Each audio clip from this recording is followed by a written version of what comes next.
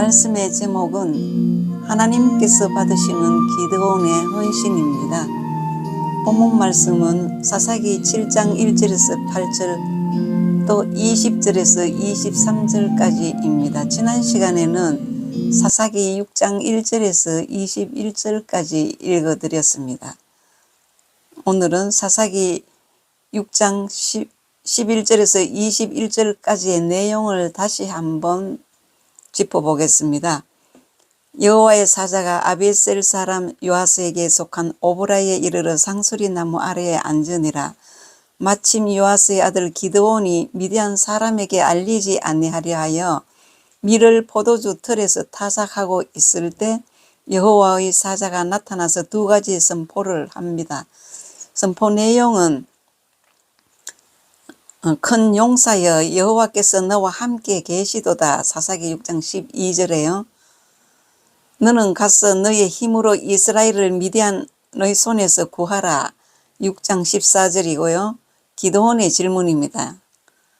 근데 기드온이 주여 내가 무엇으로 구원을 하리까? 15절에는요. 이렇게 기드온이 질문을 하죠. 내가 반드시 너와 함께 하리니 네가 미디안 사람 치기를 한 사람을 치듯 하리라. 6장 16절에 말합니다. 그 기드온이 나와 말씀하신 네가 주님이시면 표징을 내게 보여달라고 합니다. 17절에 이렇게 해서 기드온은 하나님의 부르심의 시작이 됩니다. 기드온은 하나님의 소명을 받고도 소심하여 진짜 여호와 하나님이 자신을 부르신 것이 맞는지 확인을 합니다. 무교병과 고기가 불탄 것, 여호와의 제단을 쌓는 것, 종 10명과 함께 가서 바알의 제단과 아세라상을 찍어 번제를 드렸던 것, 양털 시험도 했습니다. 사사기 6장 22절에서 27절까지 내용을 보게 되면 그 내용인데요. 그러면 사사기 6장 28절에서 32절은 2절까지의 내용은 성읍 사람들이 기드온의 소행인 줄 알고 붙잡아 처벌을 하려 했지만 붙인 요아스가 바알이 과연 신이라면 기드온을 알아서 처리하지 않겠느냐고 말하며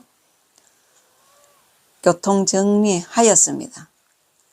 사사기 6장의 기드온이 하나님을 시험한 내용입니다. 첫 번째는 표징을 구합니다. 사사기 6장 17절에서 21절까지에는 염소 새끼 플러스 가루 한 에바 플러스 무교분 플러스 고기 플러스 국을 부었는데 불이 반석 위에서 나와 고기와 무교 전병을 다 태워버렸습니다.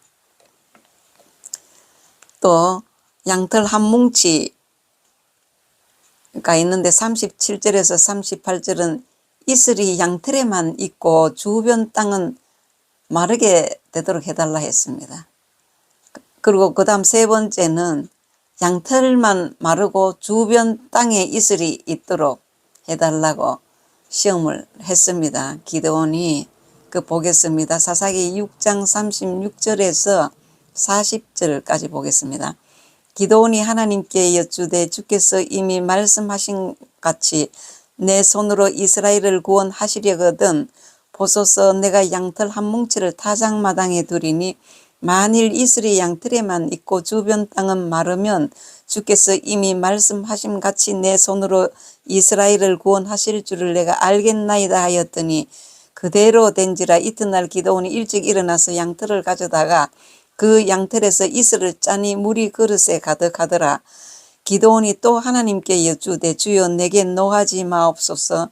내가 이분만 말하리이다 구하옵나니 내게 이분만 양털로 시험하게 하소서. 원하건대 양털만 마르고 그 주변 땅에는 다 이슬이 있게 하옵소서 하였더니 그 밤에 하나님이 그대로 행하시니 곧 양털만 마르고 주변 땅에는 다 이슬이 있었더라고 하셨습니다. 사사기 6장의 내용은 기드온이 하나님을 시험하는 모습입니다. 기드온의 시험은 영적 어린아이입니다. 사사기 7장은 영적 전쟁 싸움입니다. 이것은 영적으로 청년의 수준입니다. 기도원의 모습은 하나님이 나를 들어서시는데 필요한 준비 과정입니다. 그리고 저는 반드시 이 본문 말씀에 등장하는 인물과 사물들을 언제나 낱낱이 보고해 드립니다. 그 사물들을 살펴보면 기드온이 나오죠. 기드온은 나입니다. 그럼 미디안 진영 군대가 나오는데 그 진영 군대도 나고 13만 5천 명이 나옵니다. 진영 군대 군인들이 그 군인들의 수도 나를 말하고 그 다음 기드온 진영도 나입니다. 나 3만 2천 명도 나고 거기에서 만 명 중에서 300명도 모두 나를 가리키고 있습니다. 성경은 언제나. 그 다음에 햇불이 나옵니다. 햇불은 성령입니다. 항아리가 나옵니다. 항아리는 마음이란 뜻입니다. 그리고 6번째 나팔이 나오는데 나팔은 말씀, 찬송입니다. 그러면 무엇을 준비해야 하나님께 나를 쓰실까요? 새롭게 변화된 마음을 준비해야 됩니다. 첫 번째는 기드온은 나는 빈 항아리를 준비해야 합니다. 이 세대를 본받지 말고 내 생각대로 말하지 말고 하나님의 생각대로 해야 합니다. 로마서 12장 1절에서 3절은 기록되어 있습니다. 하나님의 선하시고 기뻐하시고 온전하신 뜻을 분별하는 자가 되어야 합니다. 그래야 하나님이 들어서십니다. 기드온의 생각은 영이합니다. 그 영은 내 것이 많아야 군사가 많아야 하나님의 일을 할 수 있다는 생각이죠. 내 것이 있어야 하나님의 일을 할 수 있다. 내 것이 없으면 하나님의 일을 할 수 없다는 생각이었습니다. 기드온의 생각은 이것이 육신의 생각입니다. 영이 어려서 그런 생각을 합니다. 내 것으로 하나님의 일을 한 사람은 자기가 했다고 할 가능성이 많았으므로 하나님은 그런 자들을 집으로 돌려보내라고 명령하셨습니다. 사무엘상 17장에 보면 사울이 이끄는 이스라엘과 골리앗이 이끄는 블레셋의 전쟁 이야기가 나옵니다. 이스라엘 군대를 모욕하는 골리앗 앞에서 사울은 우리는 싸우면 진다는 생각을 하고 있습니다. 가드 사람 골리앗은 전신을 완전 무장하였고 창과 방패로 무장하고 싸움을 부추겼습니다. 그 사울의 생각은 우리는 역부족이다. 우리는 정과 부족이다. 우리는 무기도 사람도 부족해서 이길 수 없다. 우리는 골리앗 같은 장수 앞에 나설 장수가 없다. 우리는 싸워봐야 질 수밖에 없다. 사울은 생각에서부터 접어버리고 안 된다는 생각을 하고 있습니다. 육신의 생각은 해보지도 않고 안 된다는 생각부터 합니다. 이런 육신의 생각은 어떤 결과를 가져옵니까? 로마서 8장 5절에서 7절을 보겠습니다. 육신을 따르는 자는 육신의 일을, 영을 따르는 자는 영의 일을 생각하나니 육신의 생각은 사망이요 영의 생각은 생명과 평안이니라. 육신의 생각은 하나님과 원수가 되나니 이는 하나님의 법에 굴복하지 아니할 뿐 아니라 할 수도 없음이라. 사울 같은 상태로 하나님 앞에 헌신하여 드린다면 하나님은 받지 아니하십니다. 그러므로 육신의 생각을 영의 생각으로 바꾸어야 합니다. 기드온도 육신의 생각을 영의 생각으로 바꿔야 합니다. 기드온은 미디안 군사 13만 5천 명과 싸우려면 이스라엘 군사도 많아야 한다는 생각을 했습니다. 이것이 육신의 생각입니다.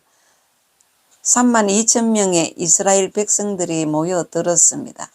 미디안 군대는 기드온 군대가 너무 작다고 생각했지만 여호와 하나님께서는 너무 많다고 하십니다.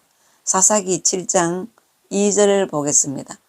여호와께서 기드온에게 이르시되 너를 따르는 백성이 너무 많은즉 내가 그들의 손에 미디안 사람을 넘겨주지 아니하리니 이는 이스라엘이 나를 거스려 스스로 자랑하기를 내 손이 나를 구원하였다 할까 함이니라고 하셨습니다.